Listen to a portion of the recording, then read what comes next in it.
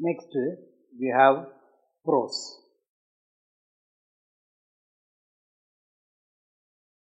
Prose, Unit 2, the neem tree.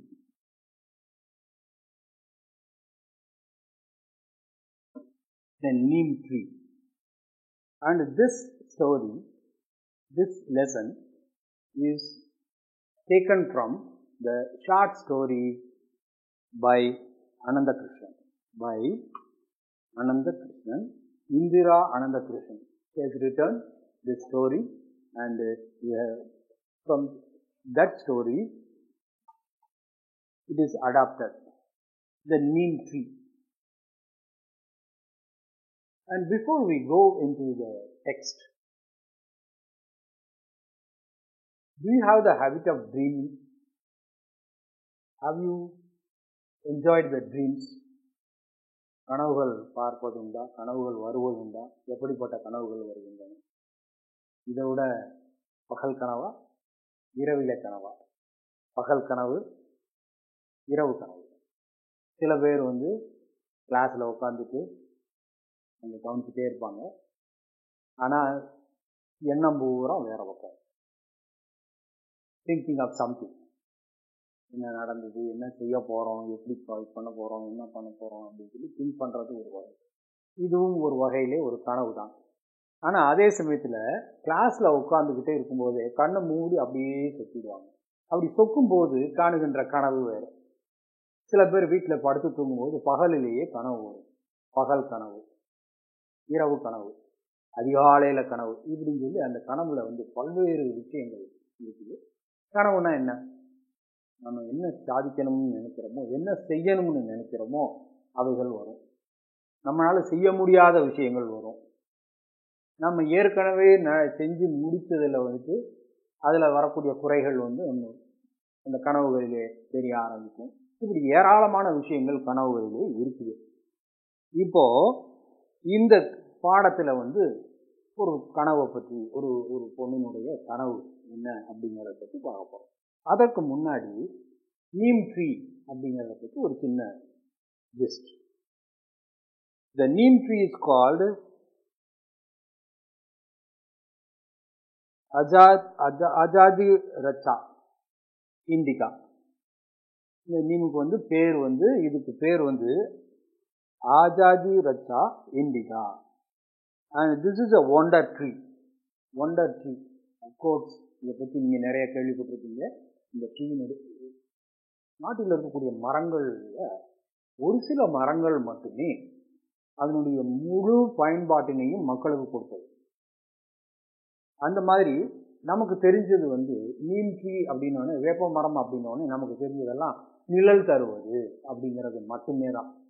ஆனால் அதனுடைய இலைகள், அதனுடைய அந்த விதைகள், பழங்கள், அதனுடைய பட்டைகள் அனைத்துமே மக்களுக்கு பயன்படுகின்றன. இதை பற்றி நீங்கள் டீப்பாக உள்ளே போய் பார்க்கத்தான் வேணும், பார்க்கணும், தெரிந்து கொள்ளுங்கள். இதை பற்றி தெரிஞ்சுக்கங்க. நீம் ட்ரீனுடைய பயன்கள் என்ன? The uses of neem tree. In Mecca, in a place called Arafat, a nature lover and follower of Muhammad Nabi planted 50,000 saplings of neem to benefit and bestow shade to the millions of pilgrims who come to the holy city on pilgrimage. Pilgrimage என்று சொன்னால் புனித பயணம். இந்த மெக்காவிற்கு புனித பயணமாக வரக்கூடியவர்களுடைய பயன்பாட்டிற்காக முகமது நபி 50,000 கன்றுகளை, வேப்பமர கன்றுகளை நட்டாராம். சாப்லிங்ஸ் அப்படின்னா கன்றுகளை நட்டாராம். இன்றைக்கு அங்கே மெக்காவுக்கு போகின்றவங்கள்ட்ட கேட்டு பார்த்தீங்கன்னா தெரியும், 50,000 வேப்ப மரங்கள் அங்கே உண்டு. இப்போ we'll go to the text. The month of April was warm and the summer had just set in.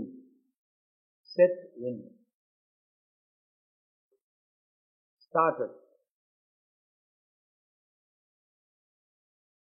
கோடைக்காலம் ஆரம்பித்து விட்டது ஏப்ரல் மாதத்திலேயே. The neem tree was in bloom. Bloom அப்படின்னா பூக்கள் பூச்சி இருந்தது. Bloom. இந்த கோடை காலத்திலே தான் வேப்ப மரங்கள் பூக்க ஆரம்பிக்கும். மலர் gazed through the window at the neem tree. Malar gazed. Looked.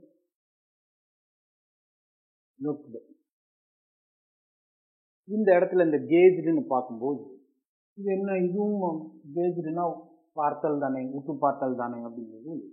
C என்றால் என்ன? பார்த்தல். எந்த விதமான நோக்கமின்றி அப்படியே பார்க்கறது, இப்படி பார்க்கறது.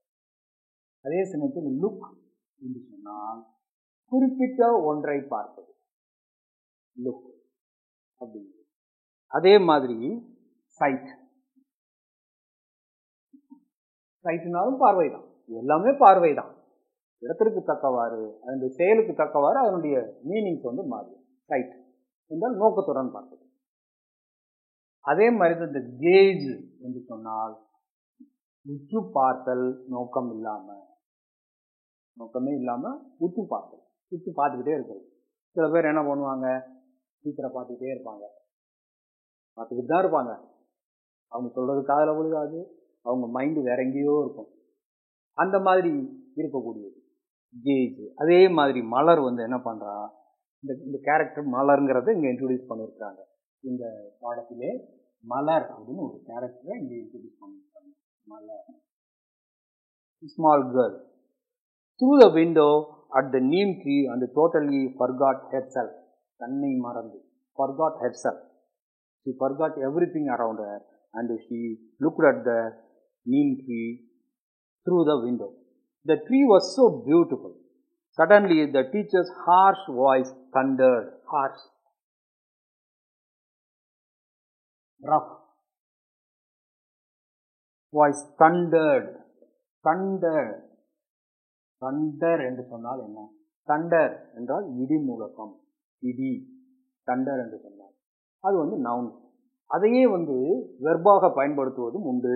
அதை மாதிரி தண்டர்ட், இடி முழக்கம் போல் கேட்டது. அப்போ இதுக்கு நேரடியான அர்த்தம் சவுண்டட் லவுட்லி.